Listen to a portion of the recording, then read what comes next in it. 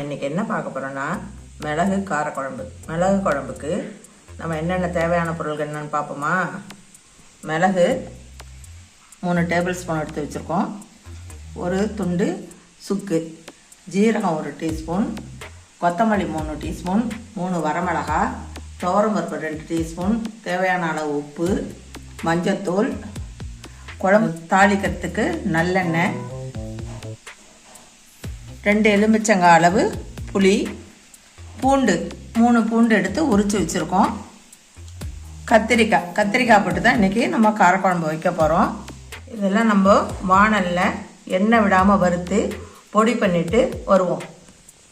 நம்ம மிளகு குழம்புக்கு எல்லா பொருட்களையும் வாணலில் எண்ணெய் விடாமல் வறுத்துட்டு வந்து வச்சுருக்கோம். இதை பொடி பண்ணிவிட்டு எப்படி குழம்பு வைக்கிறதுன்னு பார்க்கலாம் வாங்க. நம்ம காரக்குழம்பு பண்ணுறதுக்கு ஒரு மண் பாத்திரத்தை அடுப்பில் வச்சுட்டோம்.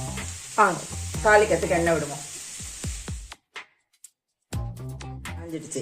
இது நம்ம வடம், குழம்பு தாளிக்கிற வடம்னு சொல்லுவோம் இல்லையா, அது போடுறோம். சொல்ல விட்டுட்டேன், வடகம் போடுறோம்.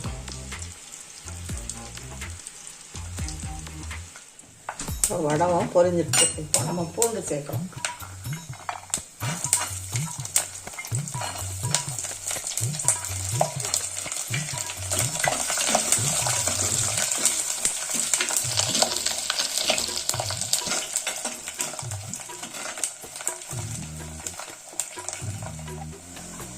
இப்போ நம்ம கத்திரிக்காய் சேர்க்கணும். இந்த குழம்புக்கு முருங்கைக்காய், கத்திரிக்காய், அவரைக்காய், கத்திரி வத்தல் இதெல்லாம் போட்டு செஞ்சால் நல்லாயிருக்கும்.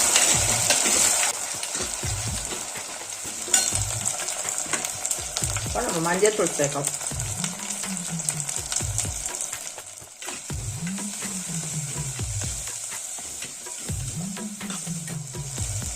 தேவையான அளவு உப்பையும் பேசியிருக்கோம்.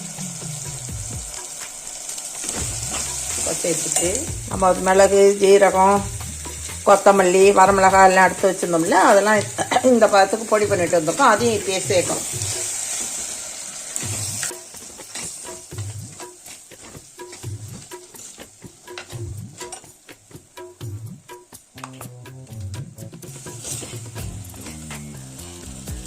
நம்ம புளி வச்சுருந்தோம் இல்லையா, அதை கரைச்சி வச்சுருக்கோம், ஊற வச்சு கரைச்சி வச்சுருக்கோம். அதையும் சேர்க்கணும். இப்போ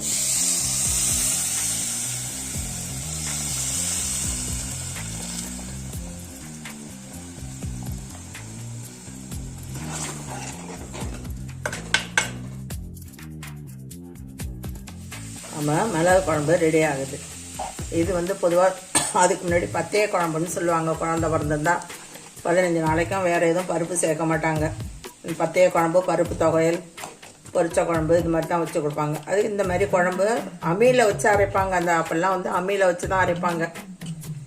இப்போ நமக்கு ஈஸியாக மிக்சியில் பொடி பண்ணிடுறோம்.